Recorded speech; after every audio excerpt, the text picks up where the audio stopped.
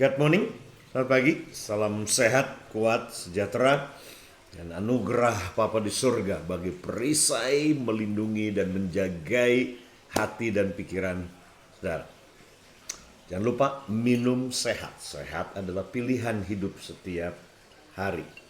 Ini teh telang dari bunga telang, dan saya campur dengan kayu secang. Ya, tanpa gula, minum plain gini aja, asik. Airnya mendidih.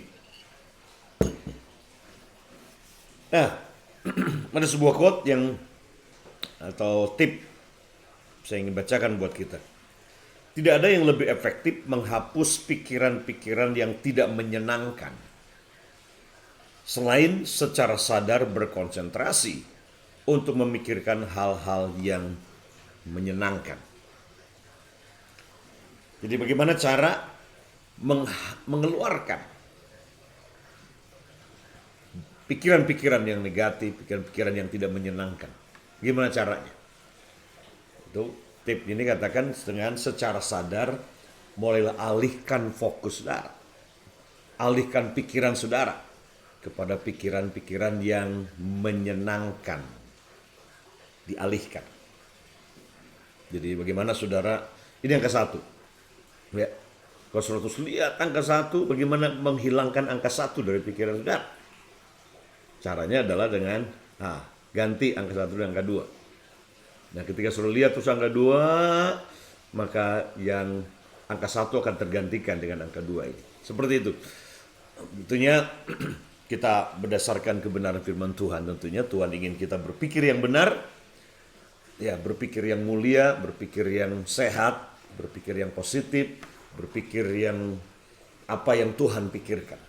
Dia mengenai situasi saudara, mengenai kehidupan saudara dan persoalan-persoalan yang saudara sedang hadapi hari ini.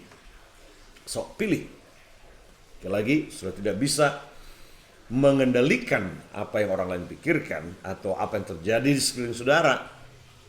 Ya. Tidak bisa mengendalikan COVID. Pemerintah aja tidak bisa, WHO saya tidak bisa. Tapi saudara bisa mengendalikan sekali lagi apa yang saudara pikirkan. Ya, apa yang saudara pikirkan hari ini. Nah, saya ingin kita baca bersama sebagai renungan pagi hari ini dari Matius pasalnya yang ke-7. Matius pasal yang ke-7, ayat yang ke-12.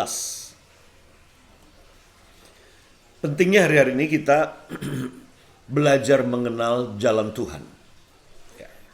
Kita sudah membaca dari Mazmur 103 ayat yang ke-7, dikatakan Musa mengenal jalan Tuhan, tapi bangsa Israel mengenal perbuatan-perbuatan Tuhan. Bangsa Israel melihat mujizat, melihat tangan Tuhan, melihat keperkasaan Tuhan, tapi mereka tidak mengenal jalan-jalan Tuhan. Kenapa? Sebab jalan-jalan Tuhan itu ada di hatinya Tuhan.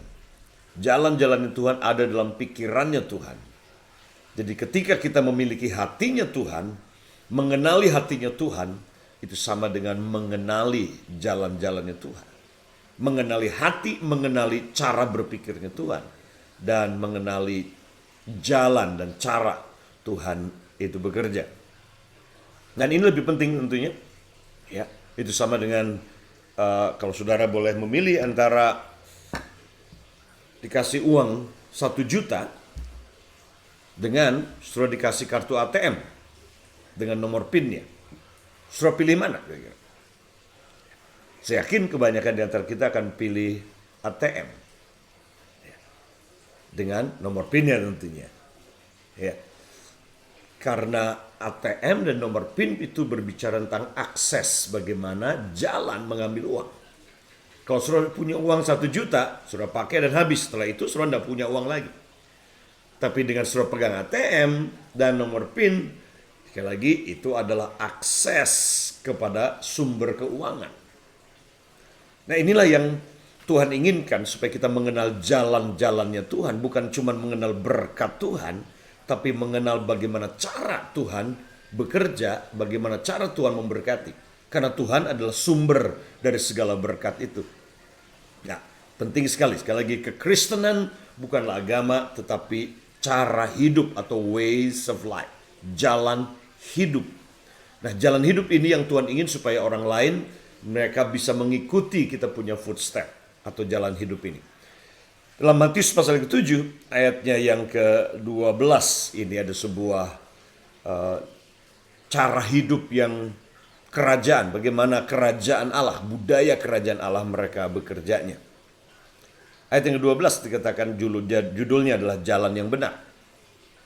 Segala sesuatu yang kamu kehendaki supaya orang perbuat kepadamu, perbuatlah demikian juga kepada mereka.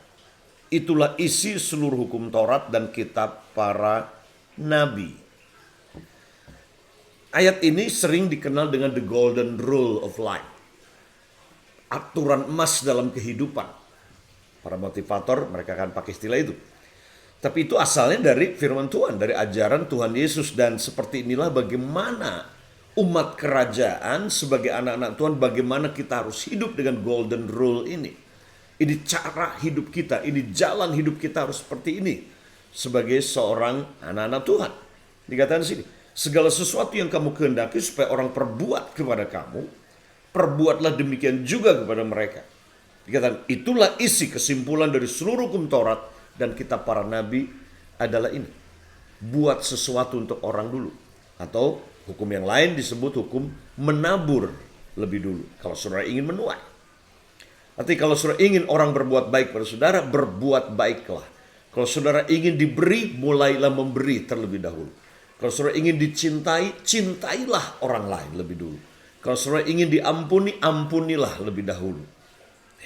Apapun yang saudara ingin orang lain perbuat pada saudara, perbuatlah terlebih dahulu. Kalau saudara tidak mau digosipkan, jangan gosipkan orang. Kalau saudara tidak mau dirugikan, jangan rugikan orang lain. Kalau saudara tidak mau dicurangi, jangan curang pada orang lain.